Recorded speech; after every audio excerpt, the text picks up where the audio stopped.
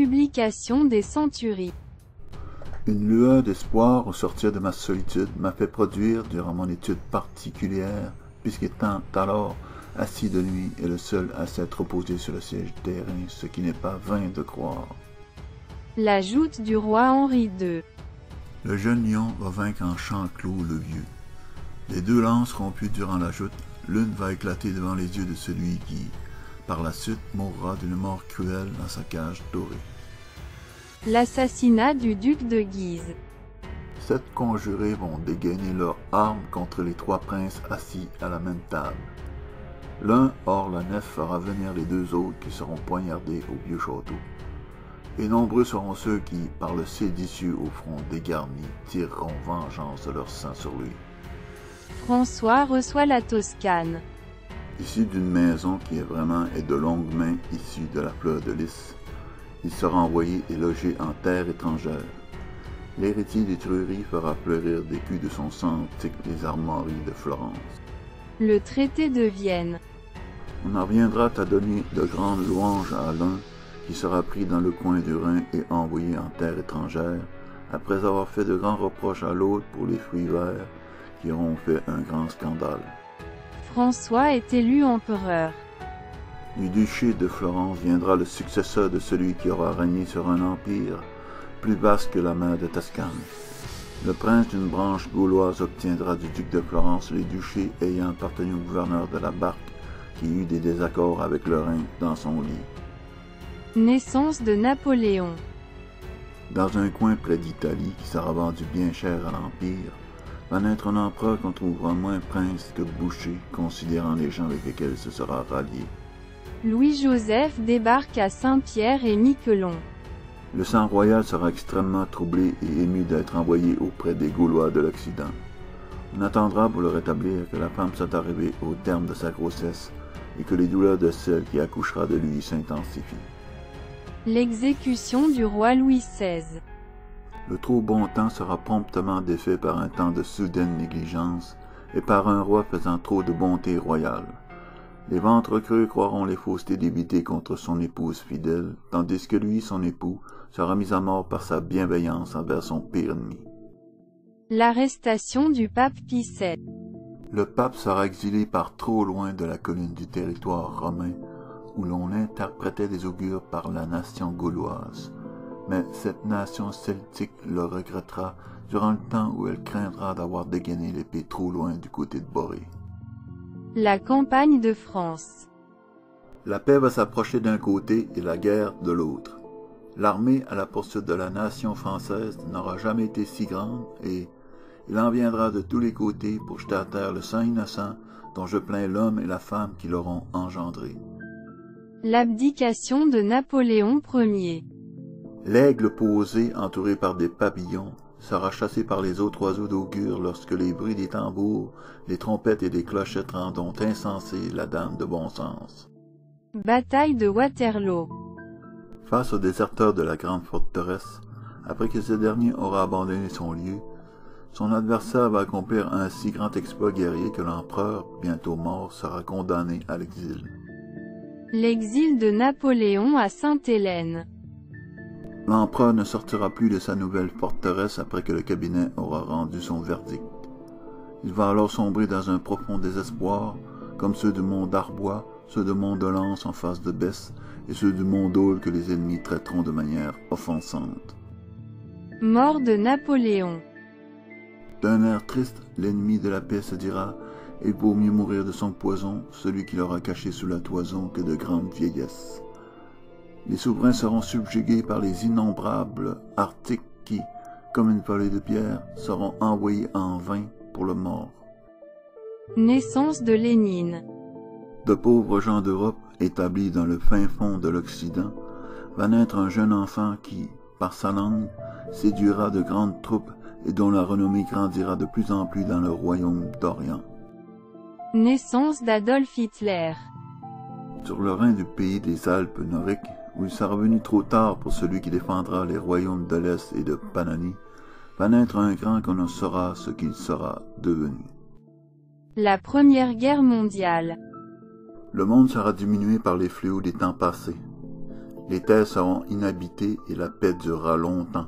Puis, de nouveau les guerres seront ressuscitées par le ciel qui foulera aux pieds les habitants de la terre, de la mer, des fleuves et des sources d'eau. Début du régime bolchevique. Bien qu'étant issu d'une région rurale et d'une pauvre parentèle, il parviendra à renverser le tsar et à ramener la paix dans l'empire, où une jeune famille aura régné longtemps, règne dans lequel il n'en aura jamais eu un d'aussi mauvais. L'exécution des Romanov. La terre qu'occupera l'ennemi sera reprise par la partie faible qui troublera le grand troupeau. Ceux de haut rang feront d'horribles cris avant d'être quoi, tel que rapporté par écrit dans un document qui sera découvert dans une tombe proche du grand fleuve Dniepr. Führer et chancelier du Reich. Le prochain élu d'un faucon lanier va atteindre une telle hauteur qu'après son âpre gloire, un chacun le craindra jusqu'à sa chute au royaume des forcenés. Et à tout jamais ses enfants seront chassés hors du royaume germanique. L'invasion de la France. Le serpent fut transféré dans la cage de fer où furent enfermés 7 sujets du roi. Les descendants de nos pères, de nos ancêtres, vont devoir un jour mourir de son invention, qui n'aura produit que mort et cri, tandis que les autres sortiront bien bas de l'enfer. Otto de Habsbourg fuit en Espagne.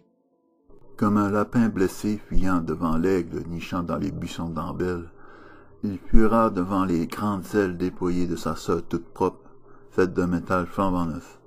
Elle sera installée au-dessus d'un étendard qui sera élevé dans les vieux pays, lesquels seront envahis autant par le Midi que par l'Aquilon. Création de l'État d'Israël. Bien que stérile et sans aucun fruit, la synagogue sera reçue entre les infidèles. Dès son établissement par la fille de Babylone, un peuple malheureux et triste lui rognera les ailes. Naissance de Matteo Maria Zuppi. Près d'une cabane du Mont-Royal, qui a été creusée et inventoriée, va naître celui qui dressera une armée près de la frontière milanaise. Elle en viendra à tyranniser et à dépouiller de son or et de son argent la Florence savoyarde. L'élection du cardinal Siri. On élira celui qui, par peur des hommes, fera renaître un temps de ce qui advint de Babel aux Romains.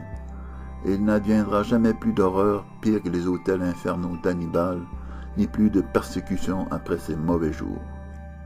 Pluie exceptionnelle des Léonides. Beaucoup de larmes vont tomber du ciel lorsque l'androgyne sera procréé. La mort près de ce ciel va répandre le sang chez ceux qui auront trop tardé le rétablissement d'une nation. Tard et tôt après cela viendra le secours attendu. Naissance du grand monarque.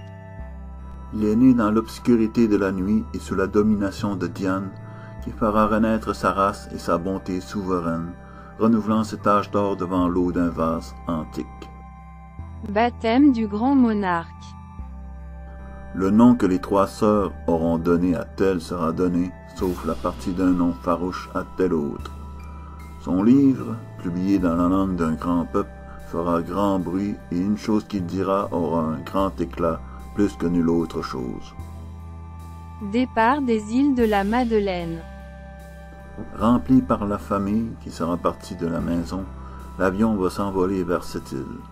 Ils seront tous à bord à l'exception du brave et généreux père de l'empereur, lequel verra, comme disait l'aigle, ce qui est à lui et qui n'est écrit pour personne d'autre. La maison du 13 rue Le Ventoux.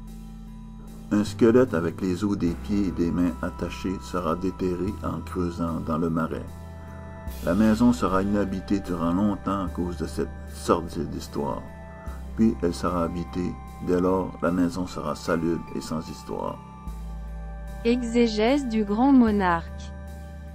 Quand le soleil entreprendra, durant ces jours de relâche, de creuser et de compléter ma prophétie, 20 ans auront passé les 4 années du règne de la Lune, et non les autres, les 7000 années de sa monarchie qui tiendra toujours. Naissance de l'Antéchrist. Rempli d'effroi, un ange du ciel en viendra à ressusciter, passé 7 mois de l'an 1999, un grand roi qui, par bonheur, régnera que peu de temps après la guerre qui débutera avant le mois d'Auguste, le grand roi. Frappé de Dieu et humilié. La parole divine sera frappée par un ennemi du ciel qui ne pourra plus avancer avant d'être arrêté à nouveau, dans le signe du poète qu'on marchera par-dessus et devant la tombe. L'invasion de l'Ukraine. Bien des croyants seront mis à mort par le Dieu de la foudre et le Dieu de la guerre. Dans l'année même qu'on lui forgera les armes de la destruction qui seront entendues jusqu'au ciel, les saints et les ennemis de la vraie foi voudront injustement débattre des lois saintes de l'Église. La voiture de Zelensky percutée à Kiev. Ariès redoutera son peuple de bastards qui auront assisté à 7 changements dans leur pays en 290 ans de règne britannique entaché de sang, mais qui n'auront point été affranchis par l'appui d'un peuple germanique. Séisme en Turquie et en Syrie. L'argent sera conjoint avec Mercure puis avec Mars dans le mois de février. On dira que la terre a tremblé dans le fin fond de l'Asie mineure et vers le midi, où le climat est extrêmement sec. Corinthe et Éphèse seront alors plongés dans l'incertitude. Découverte d'un manteau royal. Les soldats russes seront surpris par une attaque de nuit ordonnée par Mars qui n'abandonnera pas la lutte. Pendant ce temps, à Arles, on fera la découverte d'une fourrure blanche tachetée de noir et d'un tissu teint à l'indigo qui auront été portés et traînés sous la Sainte Colombe et dissimulés en terre consacrée. L'accomplissement du grand œuvre. L'or et l'argent seront mêlés ensemble dans l'arche par la foudre. De ces deux captifs, l'un mangera l'autre. Son vaisseau va nager quand, dans sa plus grande étendue, la cité aura été submergée par des torrents d'eau. Il mange de l'arbre de vie. La parole divine va se sustenter avec de l'or, cueilli sur ce qui est entre ciel et terre, occulté par un langage mystérieux, et ayant toute puissance sur les corps, les âmes et les esprits, et ce, tant sous ses pieds qu'au trône céleste.